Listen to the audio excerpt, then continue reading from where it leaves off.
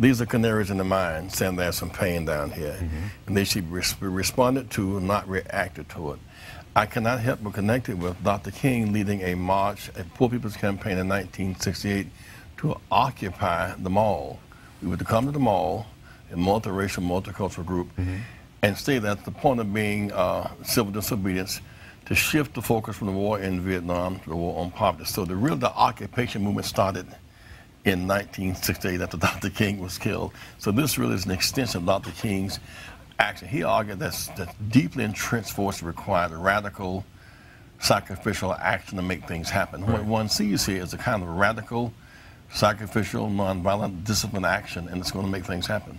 What happened last night at Zuccotti Park? How did you come to be there, and what occurred relative to the medical tent? I think it's a story, sort of microcosm of the whole thing, isn't it? You know, it's been a big weekend, the King delegation. Yeah. And I went to the Freedom Plaza yesterday and to the McPherson Park, so I came into New York to meet the leadership to get a sense of where things were. And after I met the leadership, much of it of the occupation Wall Street, I came to the park. And I saw this police gathering over near the medical tent.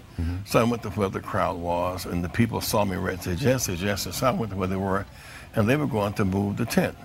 Really unprovoked. So I joined and locked on. I was prepared to go to jail with the protesters at that point, and the police, they backed away, and everybody won. They need not have torn that tent down last night, and so I'm delighted we were able to make some small measure of a contribution. The fact is, the protesters are fighting for the police are losing their jobs.